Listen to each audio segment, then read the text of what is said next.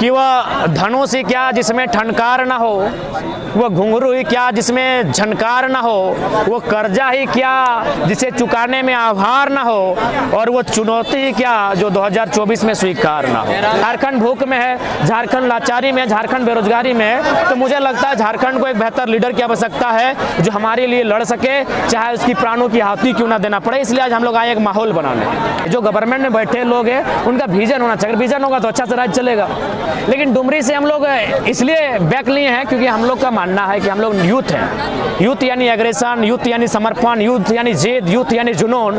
तो हम लोग एक ऐसी सीट से अपना शुरुआत नहीं करेंगे जो सीट किसी की मृत्यु के बाद खाली हुआ हो। अगर भ्रष्टाचार के मामले में आरोप होता और खाली होता हम लोग लड़ते हैं, और कोई मामला होता हम लोग लड़ते हैं। चूंकि मौत से खाली हुआ है इसीलिए हम लोग अपने स्वाभिमान को, अपने सिद्धांत को ये बात समझा नहीं पा रहे हैं, और हम लोग स्वाभिमान, सिद्धांत और मानवता की राजनीति करेंगे। और इस बात को निश्चित रखिए, हम लोग राजनीति सब कुछ नहीं रहेगा, हमारे लिए मानवता ऊपर रहेगी, हमारा सिद्धांत ऊपर रहेगा, हमारे स्वाभिमान ऊपर रहेंगे।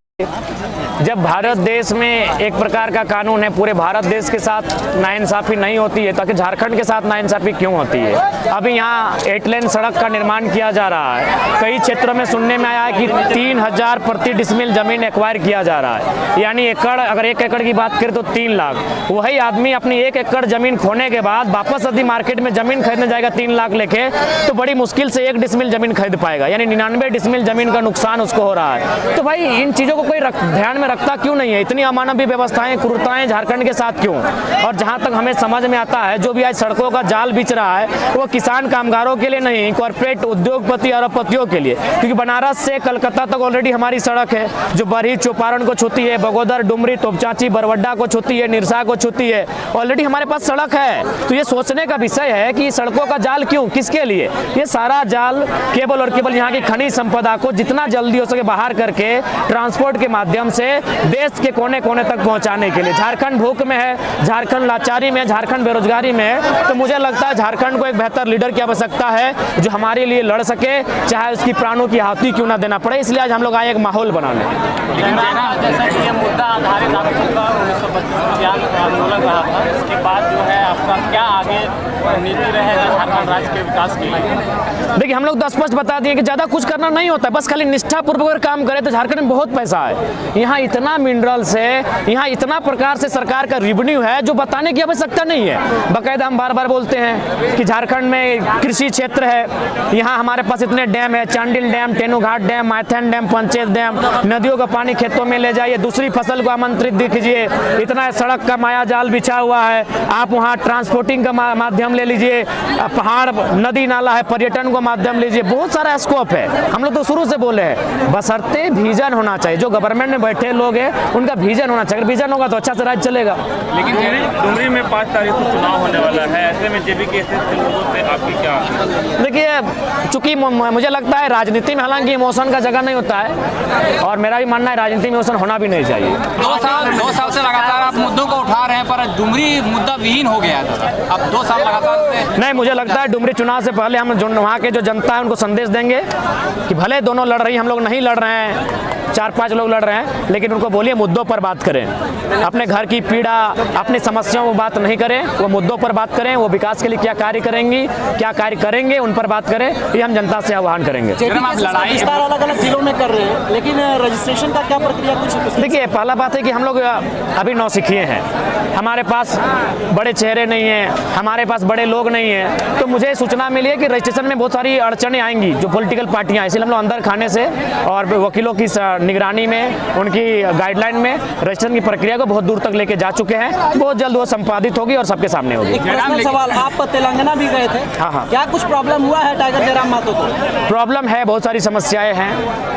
फिजिकली, मेंटली बहुत सारी समस्याएं, लेकिन चूंकि मैं चाहता हूं कि अपनी समस्याओं को अपने भीतर रखें तो बेहतर होगा, क्योंकि जनता मुझे एक मजबूत, सार्वजनिक है, आप एक नहीं रह गए आप, क्योंकि इसलिए आप जनता के हैं। हम मानते हैं जो है सो सार्वजनिक करना गलत बात नहीं होगा। क्या प्रॉब्लम हो गया आपको? देखिए, मेरा प्रॉब्लम है कि जो 2 साल से कंटिन्यू एक सबका एक शेड्यूल होता है, सुबह 6 बजे 7 बजे के बीच उठना, मेरा 11 बजे रहा। सोने का टाइम होता है 11 से पहले, मेरा 2-3 रहा। यानी हमने समय को ही चैलेंज कर दिया, तो नुकसान होगा, आखिर हम भी तो इंसान हैं। तो उसी के कारण और 2 साल से सफ़र होने के कारण सर में, गला में, सीना में और 3-4 जगह, 7 ऐसी जगह हैं जहाँ समस्याएं हैं। और उसी को लेकर गए थे। ये आवाज़ नेचुरल है, बाकी हमको भी बहुत बुरा फील हो रहा है। आज लेट से भी इसी कारण आए कि तबीयत खराब था।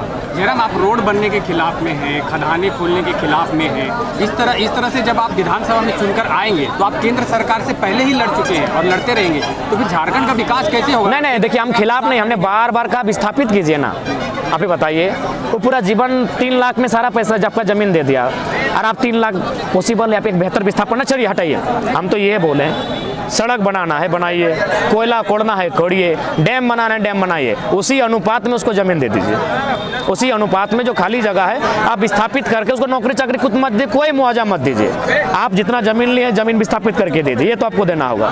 नहीं तो फिर उस विकास का क्या मतलब है? जहाँ एक आम आदमी रसातल पे चले जाएगा, एक आम आदमी बर्बाद हो जाएगा, उस विकास का हम समर्थक नहीं हो सकते हैं। लेकिन झारखंड के बने इतना साल हो गए, लेकिन विस्थापन नीति के लिए कोई बात नहीं की, और आज तक विस्थापन बिल्कुल हमारे पास विस्थापन नीति नहीं है। बाकायदा जो जोबा मांझी मंत्री जी का बयान है कि झारखंड विस्थापन नीति ही नहीं है, तो बनानी चाहिए, आपको बनानी होगी।